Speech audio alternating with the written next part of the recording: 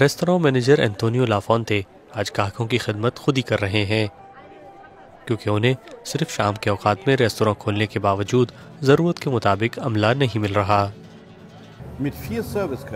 400 مہمانوں کے لیے صرف 4 ویٹر، یعنی ہر ویٹر کے لیے 100 مہمان ہیں۔ یہ مشکل کام ہے، پھر چاہے وہ تیز اور تجربے کار ہوں۔ آپ بعض اوقات ایسے کام کر سکتے ہیں، لیکن ہمیشہ نہیں، اور یہ ہمارے لیے مسئلہ ہے۔ کورونا وبا سے قبل اس ریستوراں میں ملازمین کی تعداد 41 تھی۔ آج یہاں محض 16 افراد کام کر رہے ہیں۔ زیادہ تر افراد نے لاک ڈاؤن کے دوران فوڈ ڈیلیوری سروس میں کام کرنے کے لیے یہ پیشہ ترک کر دیا، کیونکہ اس کام میں آمدن کم ہے اور کام جاری رہنے کی ضمانت بھی نہیں۔ اس وجہ سے ریستوراں کی آمدن میں 40% تک کمی ہو گئی۔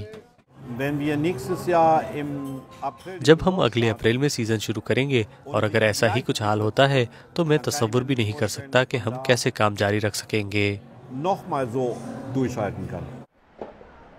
ریستوراں کے سابق مینیجر سیباستیان کوخ کا کہنا ہے کہ یہ صرف کووڈ-19 کی وبا نہیں ہے جس کی وجہ سے ملازمین یہ انڈسٹری چھوڑ رہے ہیں، بلکہ لوگ اب ویکینڈ پر کام کرنے میں دلچسپی نہیں رکھتے۔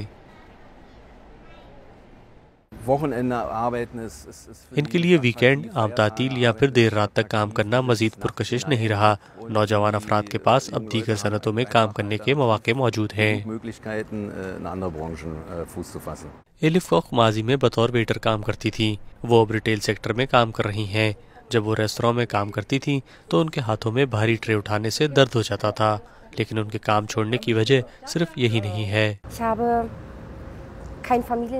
میری کوئی فیملی لائف نہیں تھی اور میرے پاس کسی کے لیے وقت نہیں تھا۔ اس شعبے میں آپ کو کسی قسم کی پذیرائی بھی نہیں ملتی، نہ مالی اور نہ ہی ذہنی۔ ان کی بنیادی تنخواہ میں اب 3 گنا اضافہ ہو گیا ہے۔ اب وہ آئیکیا کے کچن سیکشن میں کام کرتی ہیں۔ اب انہیں شفٹس یا رات میں کام بھی نہیں کرنا پڑتا۔ میں یہاں بالکل ٹھیک ہوں۔ جب میں گھر جاتی ہوں تو میں پرسکون ہوتی ہوں۔ میری زندگی میں زیادہ توازن آ گیا ہے۔ فوڈ سروس انڈسٹری اس مشکل کا اب زیادہ اجرت کی پیشکش کے ساتھ مقابلہ کرنے کی کوشش کر رہی ہے، لیکن ان کے لیے ملازمین کی تلاش ابھی تک ایک بڑا چیلنج ہے۔